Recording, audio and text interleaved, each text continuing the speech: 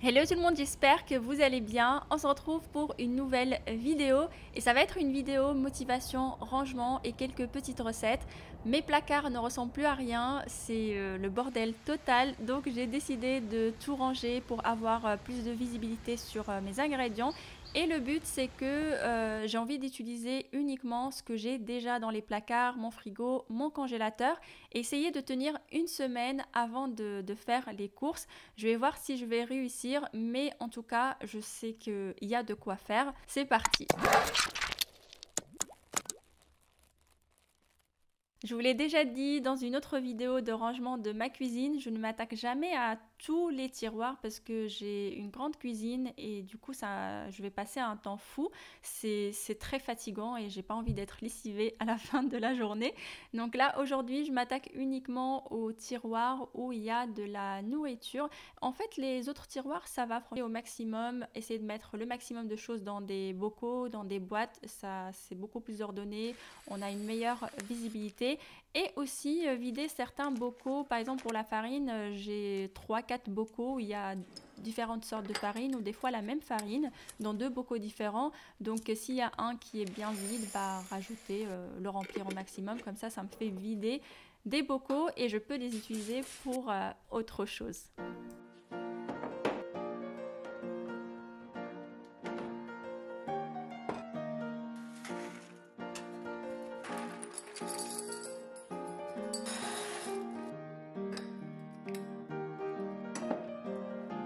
J'ai ce restant de mix de farine sans gluten. À chaque fois que j'ai utilisé ce mix-là, j'ai eu des brûlures d'estomac. Donc là, ça fait un moment que j'ai décidé de ne plus l'utiliser. Mais je ne sais pas quoi en faire. Ça traîne dans mon placard. Et comme aujourd'hui, je range tout et j'enlève tout ce qu'il y a à enlever et je vais essayer d'utiliser tout ce que j'ai dans le placard. Celui-ci, je l'enlève et je vais essayer de faire une espèce de pâte ou quelque chose comme ça et le donner aux poules parce que ça me fait de la peine juste de jeter le sachet comme ça. Et il y a aussi la farine de pois chiche, pareil, ça passe pas du tout. À chaque fois que je l'utilise, j'ai des brûlures d'estomac. Je ne sais pas pourquoi.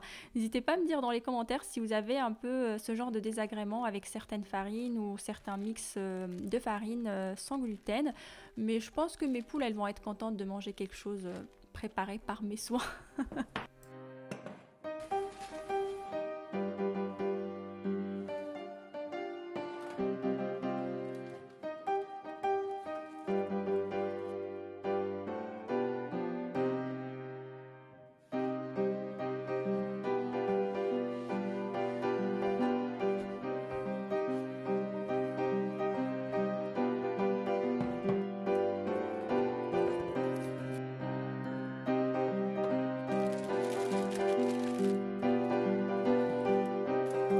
Et voilà, j'ai fini. Franchement, à chaque fois, je repousse ce moment de ranger mes tiroirs. Mais une fois que c'est fait, je suis trop contente.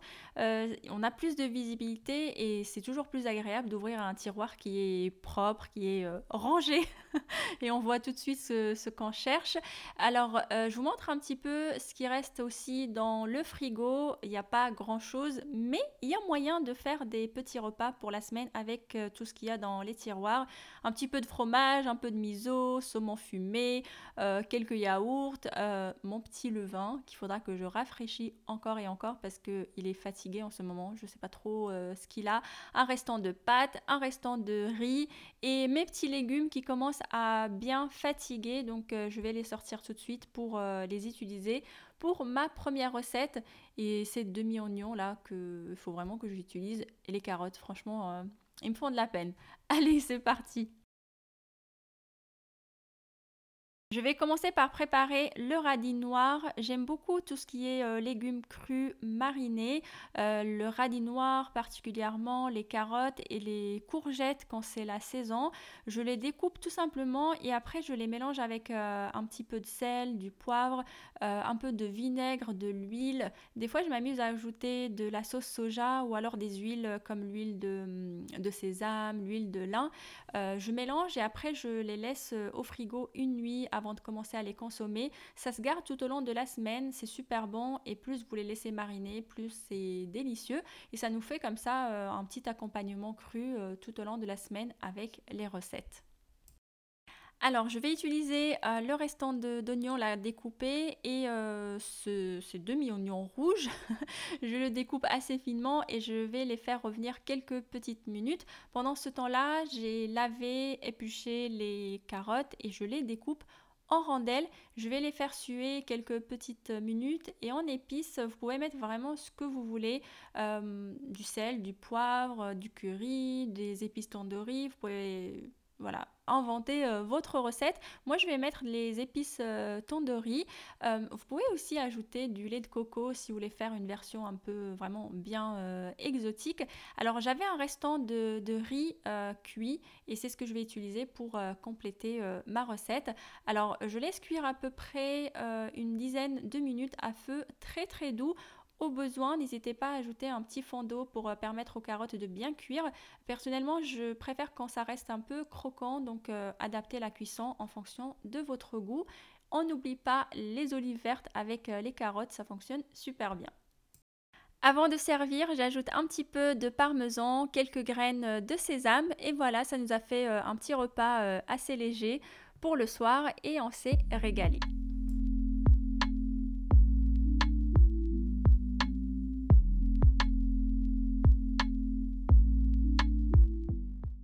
Alors, comme je vous l'ai dit tout à l'heure, mon levain est un peu fatigué en ce moment, donc j'ai fait un premier rafraîchi hier et là je vais le rafraîchir de nouveau pour faire mon pain aujourd'hui.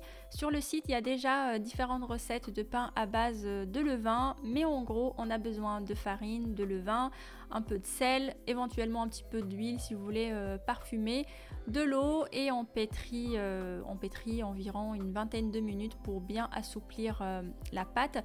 Là, je vais ajouter un petit peu de miel. En général, quand le levain est fatigué, il est conseillé d'ajouter un petit peu de miel pour le booster et je vais les laisser reposer à peu près 3 à 4 heures, voire un petit peu plus parce qu'il fait très froid en ce moment à la maison. Avant de commencer le pain, j'ai eu l'idée de faire une petite recette à base de pois chiches et là je suis contente, j'ai vidé un bocal. Youpi, j'ai gagné un petit peu de place dans mon tiroir. Donc là je les mets tout simplement à tremper pour toute la nuit. Ça va être une recette que je vais faire demain. Je fais jamais mon pain de la même façon. À chaque fois, je teste de nouvelles façons de faire, de nouvelles farines, de nouvelles quantités de farine. Là, aujourd'hui, ça va être de la T110 et la T65. En ce qui concerne mon levain, je suis pas très satisfaite de comment il a levé, mais voilà, on voit quand même qu'on a de belles bulles. Mais d'habitude, ça gonfle beaucoup plus. Je vais voir ce que ça va donner. Je pense que ça va fonctionner quand même, mais peut-être que la mie, elle sera pas bien aérée comme d'habitude. À savoir aussi que les farines que vous allez utiliser, vous n'aurez pas forcément les mêmes résultats que celles qu'on peut voir par exemple sur Instagram. C'est vrai que moi, je suis fascinée par certaines pages sur Insta ou sur les réseaux sociaux en général. On a vraiment une mie qui est magnifique avec plein de bulles et tout ça. Et ce qu'il faut savoir, c'est qu'en général, ce genre de photos, ce genre de pain, c'est fait avec des farines bien raffinées, donc la T45, en général T45 je dirais, ou T55 et on a de très bons résultats. Dès qu'on commence à utiliser des farines moins raffinées comme la T65, T80, T110, eh ben, on n'obtient pas forcément les mêmes résultats. Si vous débutez, je vous conseille de commencer par la T45, comme ça vous allez avoir de jolis pains et ça va vous motiver à continuer à le faire maison. Et après, vous pouvez commencer à tester les farines moins raffinées comme ce que je fais là aujourd'hui. Et pour le travail de la pâte, alors personnellement, je n'ajoute pas la quantité d'eau entière qui est indiquée dans les recettes en général. J'aime travailler la pâte tranquillement et ajouter de l'eau petit à petit. À chaque fois, j'ajoute un petit peu d'eau, je fais travailler le robot jusqu'à ce que la pâte absorbe complètement la quantité d'eau ajoutée. Et après, donc, je touche la pâte, je vois si elle est assez souple ou pas et je rajoute de l'eau au fur et à mesure. Juste quelques secondes avant la fin du pétrissage, j'ajoute un petit mélange de graines, mais ça reste facultatif. Ensuite, je mets la pâte dans un grand saladier, je vais le couvrir. En moyenne, il faut laisser lever la pâte à base de levain, je dirais 5-6 heures minimum. Là, personnellement, je vais la laisser lever toute la nuit à température ambiante. Il y en a qui mettent aussi au frigo jusqu'à 72 heures, voire un petit peu plus. Donc voilà, c'est vraiment chacun a sa façon de faire. Il y a tellement de façons différentes de faire du pain. Donc n'hésitez pas à explorer un peu ce domaine et trouver celle qui peut vous convenir le mieux.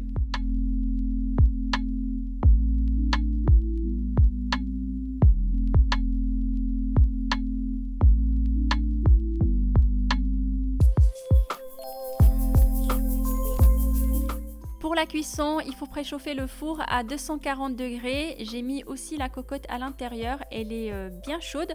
On va fermer et on va enfourner pendant 20 minutes.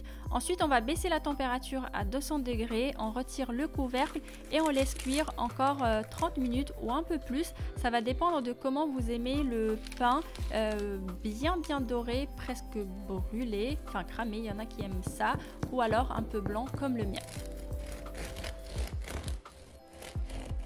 En général, il faut attendre que le pain soit bien froid avant de le découper parce qu'avec l'humidité, ça tasse un peu la mie. Mais là, j'ai pas pu attendre trop longtemps. Je suis moyennement satisfaite de la mie. Elle n'est pas dure en fait, elle n'est pas très dense. On a quand même des bulles, mais on va dire que j'ai fait mieux. Là, j'ai refait un autre avec mon levain encore plus rafraîchi et j'ai trouvé le résultat meilleur, mais quoi qu'il arrive, les deux pains ont été mangés et c'est super bon. Franchement, je vous conseille de tester le pain avec le levain.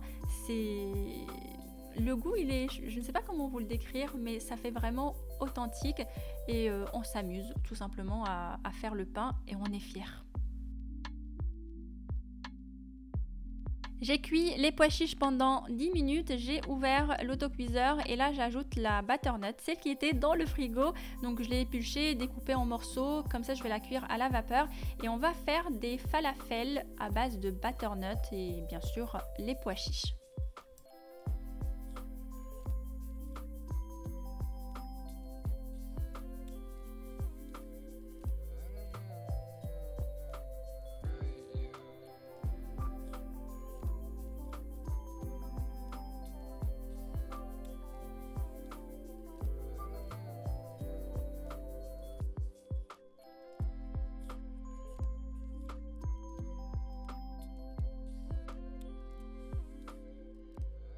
J'ai allumé le four pour le préchauffer à 200 degrés et là je viens former des tas à l'aide de 2 cuillères à soupe. Alors la préparation elle est pas assez compacte pour qu'on puisse la travailler avec les mains, donc avec les cuillères ça fonctionne très bien et la cuisson va durer environ 20 à 25 minutes en fonction de la puissance de votre four. Et à côté, je prépare une petite sauce pour accompagner les falafels. Je découpe la moitié d'un petit oignon rouge, de la coriandre et là j'ai utilisé un yaourt végétal. Vous pouvez utiliser le yaourt de votre choix ou du fromage blanc. Comme épice, je mets un petit peu de sel, du poivre et du cumin. Je mélange bien et la sauce est prête et dès que les falafels sont cuites, on va pouvoir les déguster. Si vous y pensez, n'hésitez pas à faire la sauce la veille, elle va bien, les ingrédients vont bien infuser et ça va être encore plus délicieux. On va utiliser les pois chiches que j'ai mis à tremper hier. Donc là, je découpe assez finement l'oignon et les gousses d'ail. Je vais les faire revenir quelques petites minutes avec de l'huile d'olive et à feu doux. J'égoutte les pois chiches, je les ajoute et là, je vais utiliser un de mes pots de tomates pelées. Ces pots-là, ça fait une éternité qu'ils sont là. J'aime pas trop les utiliser. Et comme l'été en général, j'aime bien acheter les tomates fraîches. Donc, ils sont là. Voilà. Un pot au moins, je suis contente. Comme épices, je vais utiliser du gingembre, du curcuma, du poivre, du paprika et un petit peu de persil. Je couvre avec de l'eau. À la base, je voulais faire mijoter pendant genre 2 petites heures, vraiment laisser cuire tranquillement. Et finalement, je trouvais que ça allait prendre beaucoup de temps parce que les pois chiches, ça prend du temps en fait pour la cuisson, même si on les laisse tremper toute la nuit. Donc je ne l'ai pas montré dans la vidéo, mais j'ai fini la cuisson avec un autocuiseur. Franchement, je vous conseille de le faire directement à l'autocuiseur, c'est mieux. Et donc à côté, j'ai tout simplement préparé de la semoule en mode rapide, hein, je ne l'ai pas fait à la marocaine. Donc, et après, bah, j'ai tout simplement servi et j'ai mis un petit peu de persil. Et franchement, c'est un plat qui est plutôt pas mal. C'est assez nourrissant et assez complet, en tout cas pour moi. Et voilà, j'espère que cette nouvelle vidéo va vous plaire, j'espère qu'elle va vous donner de la motivation pour ranger vos tiroirs, vos placards, qu'elle va vous donner de l'inspiration pour réaliser des recettes pendant la semaine. Là, moi, mes tiroirs, comment ils sont, je sais que ça va durer à peu près un petit mois, allez, un petit mois et demi. En fait, je ne sais pas à quel moment ça commence à déraper, mais il y a forcément un moment où il y a un truc qui se passe et ça y est, c'est là où ça commence à devenir du n'importe quoi. Et après, je me dis, ah, il faut que je les range, il faut que je les range, il faut que je les range. Et les jours passent sans que je le fasse. Donc bon, après voilà, c'est une cuisine, c'est normal, ça se salit, enfin il y a du désordre, c'est normal. C'est pas une cuisine témoin. N'hésitez pas à partager avec moi vos idées de rangement dans les commentaires et un petit peu comment vous gérez tout ça. Et je vous dis à la semaine prochaine pour une nouvelle vidéo.